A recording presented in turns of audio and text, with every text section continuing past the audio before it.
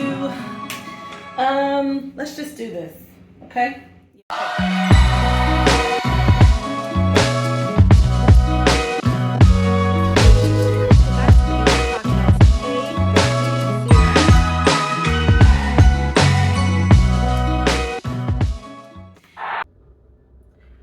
What's up, guys? Welcome back to the VL67 podcast. I'm your host, Victoria. Updates. Not much to update. Nothing's changed. I'm actually getting to the point where I'm wondering, like, am I too old to start tricking? Do I have pretty privilege? Has my pretty privilege expired? I think so. I don't know if I'm eligible to be a sugar baby at this point. I'm pushing 40. I did try to be a sugar baby at one point. I just have too much of a heart and too much of a conscience, so it didn't work out for me. And I think if I had just been able to operate in that shallow lane for, a little bit, I probably would have been very successful as a sugar baby. But I just couldn't do it because I care about people too much. And I also don't feel right taking advantage of people knowing that it's not a mutual thing. I can't do it. If I don't have anything, if there's nothing that's like attracting me or attaching me to you, then I don't feel right having any sort of real exchange beyond like pleasantries, And I think that was probably what my downfall was when it comes to being a sugar baby. I wasn't successful as a sugar baby because I have a heart and because I care about people and I have a conscience. But I need to get rid of that. I think my, pretty privilege has run out.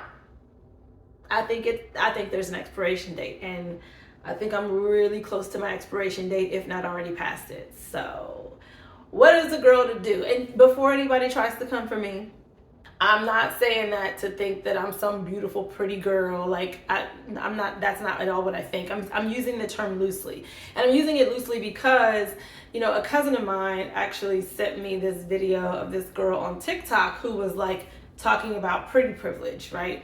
And she was talking about how there are like different levels of pretty, and based on your level of pretty, it can get you access to certain things. Now, we all know that in a very superficial world, that is absolutely true.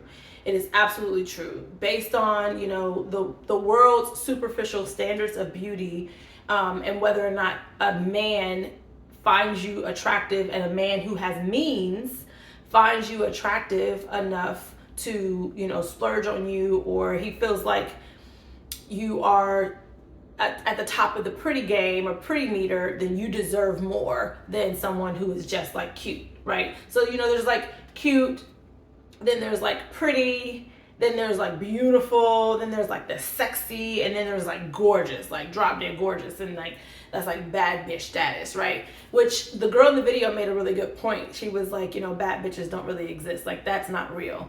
And I agree with her, because people can purchase things and get things done to themselves to make them a bad bitch, what would deem them a bad bitch in today's society. But in real life, they don't exist. They are created. That's not to say that there aren't gorgeous, beautiful women. There are tons of gorgeous women, naturally gorgeous women in this world. Pretty is relative, it's subjective. It's based on somebody else's perception of you.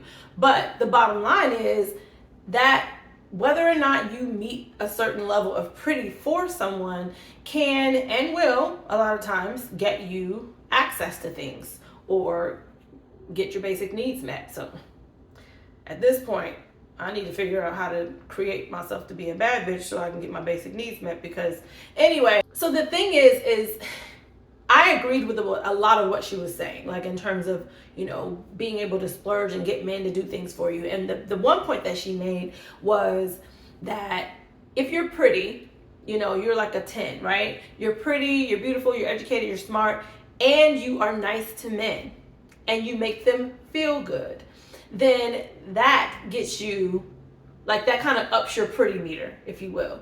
And it allows men who are sometimes average, but men who have, like, average in terms of looks, right? But men who have access or means, then they will be more willing to, spend on you because you make them feel a certain way.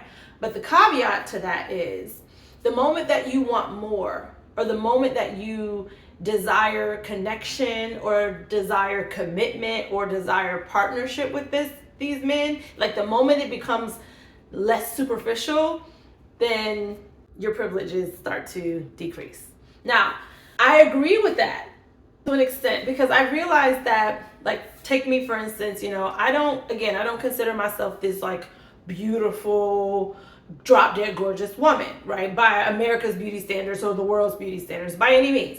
Do I think I'm cute? Do I think I'm pretty? Yes, I think I'm okay looking, right? And I think that I do okay. I can up my superficial pretty whenever I want to. Why I probably wasn't successful as a sugar baby is exactly what she said. Because I am the type of person who seeks connection. I'm the type of person who seeks that common interest and reciprocity, if you will. I'm not a guru by any means. I only take the lessons that I've learned and try to move forward with those lessons in my next, relationships. And I'm very private about my relationships. A lot of times, like, unless you know me, you know what's going on with me or who I'm dealing with or dating or whatever. Because, I take my L's in private, honey. It hurts bad enough to, take an L, but to take it in public, I'm good. Seeking connection and wanting to, like, have more with someone, it's like it all starts to go downhill. And it's like, what is everybody so afraid of these days? Like, what are you so afraid of? I mean, I know the answer to that. It's like you're afraid of getting hurt, but I feel like that is inevitable. TD Jakes was preaching about this last month. I forgot the title of his lesson. But anyway, he was talking about, like, love hurts. It does. And I'm not meaning like physically. Love should not be abusive. But when you love someone, 9 times out of 10, you're actually giving that person access to hurt you. You're giving that person the ability and access to hurt you. Now, whether they do it intentionally or unintentionally, it is almost always inevitable that at some point, the person you love is going to hurt you. That doesn't mean that you can't heal from it. It doesn't mean that they, again, did it intentionally. It doesn't mean that person is a bad person, because we're all just people. We all have our own individual journeys. But I think that's just an inevitable thing. And so for me, as a person who has a semi-avoidant attachment style, which, if you're not familiar with attachment styles basically have a lot to do with how you were raised and how your parents loved you, your home situation as a child. It kind of impacts your attachment style. My attachment style is, there's like certain levels, and you don't fit into just one attachment style perfectly either. But my overall attachment style is secure, but I lean more towards the avoidant. And the reason for that is because I have abandonment issues. I have a fear of abandonment because my father passed away when I was young, and because I am used to people leaving. Now, what ends up happening is, either when you're used to people not being present in your life or leaving, you can form an attachment style that's anxious, which means you want to try to hold on to that love. You want to try to hold on to that person. Or it could be the opposite, where you become avoidant. Mine is more avoidant because I know what it feels like to be left. I know what it feels like to be hurt. Once I notice that I'm in a situation that could possibly hurt me, I'm like, okay, you know what? That's good. I'm good. Let me just back away now before it starts to hurt worse. Because of my attachment style, it won't let me just take advantage of people, because I don't want that to happen to me. And I think a lot of times when we are talking about using pretty privilege, that's exactly what you're doing. You're using that person to get something done. But the moment that you decide that you want something deeper, now I'm not saying always. I don't like to speak in absolutes, okay? So don't quote me like, well, Victoria said, because that's not true.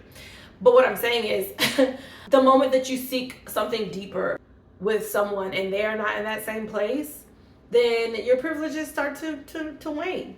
You become too much of a liability, which is so ironic to me, because you're really like a liability when they're doing all this stuff for you. But the moment you want them to do it, or the moment you want more, it's like, oh no, now it becomes a responsibility. Like, you're not really my responsibility. I'm doing this for you because I want to. It's like a sense of control and power. People who will splurge on you and do all these things for you without you wanting anything from them, it gives them that power. At the moment that you don't have to do those things for me, like if I really care about somebody, I'm just like, oh, you don't have to do, you don't have to do that for me, or you don't have to whatever. Like, then for whatever reason, they feel like it's now you're an obligation, which is so weird. It's so backwards. Obligation. I was thinking about this, and then when my cousin sent me the video, it just confirmed, because I was like, man, like I just wish that I had no feelings and no heart, because then I could just go out here and take advantage of these dudes, be like, pay my bills, do little favors for them or whatever, and then be okay. Basically tricking. I mean, that's what it is. You're tricking. But, the unfortunate thing is, if you want actual real connection with someone, that's going to get you nowhere. Which sucks. It really sucks, because it's like, that's what we're here on earth for, right? Aren't we here to connect with people? The ironic part is, men who don't have the means to like splurge or take care of a woman, sometimes they are also avoidant, because they feel like that is what's going to keep a woman. If I could do this for her, if I could pay her bills, if I could take care of her, then I'm gonna, she's gonna stay. Yeah, in a very shallow, superficial world, absolutely. But it's the woman who wants nothing from you besides your attention and your care and concern and your love. Why is that scary for people? Regardless, I'm trying to figure out if my pretty privilege has expired. I think it has. And I don't even want to use pretty privilege, to be honest. There's also men who do things purposely to not connect. Like, I met a man, last month I went and hung out with my best friend, and we were out of town, and we were at this club. People we were with, they were with like some of their other like work friends or investor friends or whatever. And so there was this one guy in the group who very flashy, drives a Lamborghini, and him and his whole crew, they got the fast cars and the fast life and the money and all that. And when I met him, there was like all these women around him. All the women who were around him, I guess, were just the type who were just gonna shut up and just be pretty and let him do things, splurge on them. And there was no connection, no real connection. It was just like, you look good, let's have fun, you're pretty, I'm gonna do this and this for you. But it's like, the moment that you show them that you're not about that, they start to kind of be disrespectful. Like, he started to be a little disrespectful. He basically like tried to exert himself with his money. Oh, I got this, I got that. Did she tell you who I was? And I'm just like, did she tell you who I was? Because at this rate, we in the same boat, boo. I don't know you, you don't know me. So the whole night I was kind of just like giving it back to him. Like, all the banter that he was like giving out, I was giving it back to him.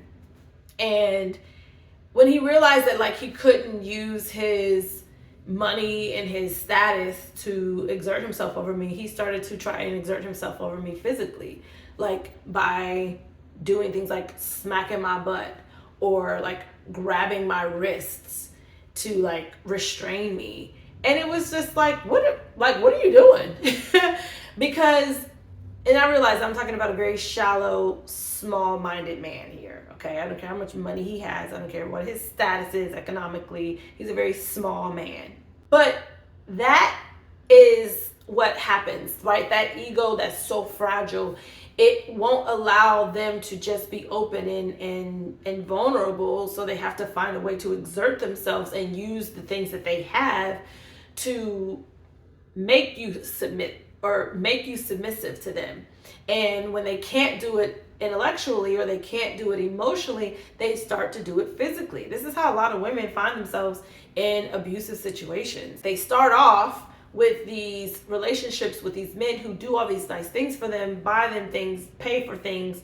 And then the moment that the woman starts to speak up or want more or exert her mind or feel like she's deserving of like more of a commitment, these men have to kind of do things to like put you in your place.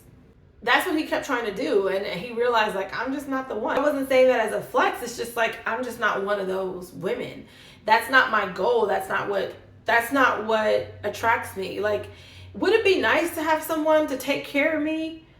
Absolutely. Come on. I'd be lying if I said I didn't want someone to just take care of me. But I also like to take care of myself. It's a privilege to be able to take care of myself, just like it's a privilege to have someone to take care of you. I know it's not sustainable. Like, that type of lifestyle is not sustainable if you ever want something real. I mean, look at Melania Trump. Let's just, like, yes, was married to the president of the United States and made it up that far, but that woman is miserable. She's miserable, and she's probably being abused emotionally, mentally, all of that, and I feel bad for her. And yeah, I said it. Trump is abusive. Like, he's a small man. He's a small-minded man, small, fragile ego, all that. All that to say, pretty privilege is great and all when you just need a few bills paid and you just want somebody to splurge on you and you just want to have fun and go dancing on couches and whatnot. Yeah, use your pretty privilege, honey.